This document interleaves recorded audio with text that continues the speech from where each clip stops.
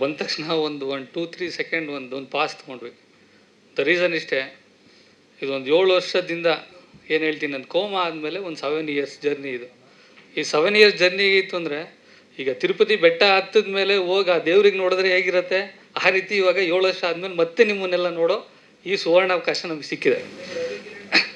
ನಾನು ಚೇತನ್. ಮೊದಲನೇದಾಗಿ ಇಲ್ಲಿ ಸೇರಿರುವಂಥ ಮಾಧ್ಯಮ ಮಿತ್ರರಿಗೆ, ಮೋಸ್ಟ್ ಆಫ್ ದೆಮ್ ನಮಗೆ ಗೊತ್ತಿರೋ ಸ್ನೇಹಿತರುಗಳೇ ಇದ್ದೀರಾ.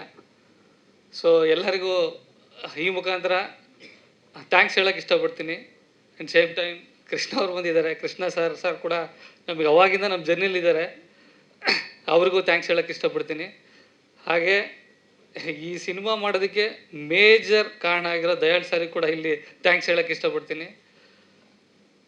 ಜೊತೆಗೆ ನನಗೆ ನನ್ನ ಜರ್ನಿ ಜೊತೆ ಬಂದ ಸಪೋರ್ಟಿವ್ ಆಗಿದ್ದ ನನ್ನ ಆರ್ಟಿಸ್ಟ್ಗಳಿಗೂ ಹಾಗೂ ಟೆಕ್ನಿಷಿಯನ್ಗಳಿಗೂ ಈ ಮುಖಾಂತರ ಒಂದು ಥ್ಯಾಂಕ್ಸ್ ಹೇಳೋಕ್ಕೆ ಇಷ್ಟಪಡ್ತೀನಿ.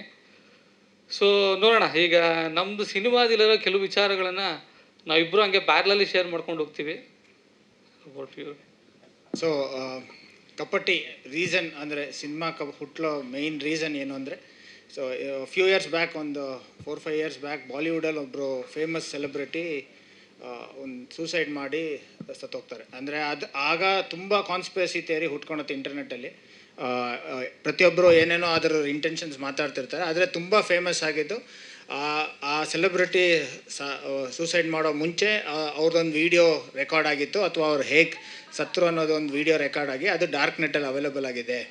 ಸೊ ಅದನ್ನು ಬೇಕಾಗಿರೋರು ಅಲ್ಲೋಗಿ ನೋಡ್ಬೋದು ಅಂತ ಒಂದು ಕಾನ್ಸ್ಪಿರಸಿ ತುಂಬ ಹುಟ್ಟಿತ್ತು. ಆವಾಗ ಓಕೆ, ಈ ಥರ ಒಂದು ಕ್ರೂಯಲ್ ಇಂಟೆನ್ಷನ್ಸ್ ಇರೋ ಜನನೂ ಈ ಥರ ನಡೆಯುತ್ತೆ. ಸೊ ಅದ್ರ ಬಗ್ಗೆ ತುಂಬ ತಿಳ್ಕೊಳೋಣ ಅಂತ when we started researching more about dark net, ನಮಗೆ ತುಂಬ ಫ್ಯಾಸಿನೇಟಿಂಗ್ ಆಗಿರೋಂಥ ಹಲವಾರು ವಿಷಯಗಳು ಗೊತ್ತಾಯಿತು. ಸೊ ಒನ್ಸ್ ವಿ ಸ್ಟಾರ್ಟೆಡ್ ಏನಿದೆ ಇನ್ನೂ ತಿಳ್ಕೊಬೋದು, ಇನ್ನೂ ಏನೇನಿದೆ, ತುಂಬ ವಾಸ್ಟ್ ಆಗಿದೆ ಅಂತ ತಿಳ್ಕೊಬೇಕಾದ್ರೆ, so we were even blown away with few more stories. ಈಗ ಇನ್ನೊಂದು ಎಕ್ಸಾಂಪಲ್ ಹೇಳ್ತೀನಿ. ರೀಸೆಂಟಾಗಿ ಒಂದು ಕೇರಳದಲ್ಲಿರೋ ಒಂದು couple and one of his friend, 3 ಜನ ಈ ಡಾರ್ಕ್ ನೆಟ್ಟಲ್ಲಿ ಇನ್ವಾಲ್ವ್ ಆಗಿ they were reading lot of articles.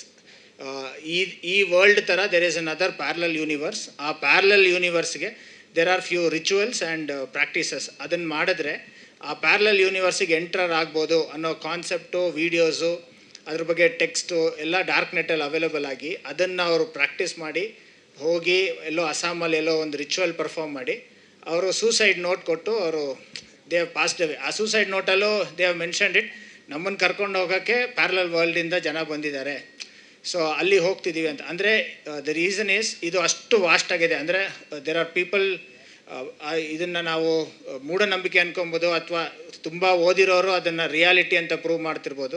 So ಈ ರೀತಿ ತುಂಬ ಕಾನ್ಸೆಪ್ಟ್ಸ್ ಡಾರ್ಕ್ ನೆಟ್ಟಲ್ಲಿದೆ. ಸೊ ಇವೆಲ್ಲದನ್ನು when we were realising, okay ಈ ಟಾಪಿಕ್ ಮೇಲೆ ಒಂದು ಸಿನಿಮಾ ಮಾಡಿದ್ರೆ ಫ್ರೆಶ್ ಆಗಿರುತ್ತೆ ನಮ್ಮ ಆಡಿಯನ್ಸ್ಗೂ ಅಂತ ಹೇಳಿ we sat and wrote about this movie called Kapati. So ಇದನ್ನು ತುಂಬ ಹೀಗೆ ನಾವು ಇಷ್ಟೊಂದು ಟೆಕ್ನಿಕಲ್ಲಾಗಿ ಮಾತಾಡಿ ಅಥವಾ ಇಷ್ಟೋ ಕ್ರೂವಲ್ಲಾಗಿ ತೋರಿಸೋದು ಅಲ್ಲದೆ, so how can we entertain audience giving a seated thriller ಅಂತ we sat and wrote an interesting story. So ನಮಗೆ ಇಂಟ್ರೆಸ್ಟಿಂಗ್ ಆಗಿತ್ತು. So we have made an interesting not telling, ಹೇಗೆ ಇದನ್ನು ಒಂದು ಥ್ರಿಲ್ಲರಾಗಿ ಮಾಡಿ ಹೇಗೆ ಒಂದು ಕತೆ ಹೇಳ್ಬೋದು, ಅದ್ರ ಜೊತೆಗೆ ಹೇಗೆ ಎಜುಕೇಟ್ ಮಾಡ್ಬೋದು ಅನ್ನೋದನ್ನು we have done it via Kapati movie.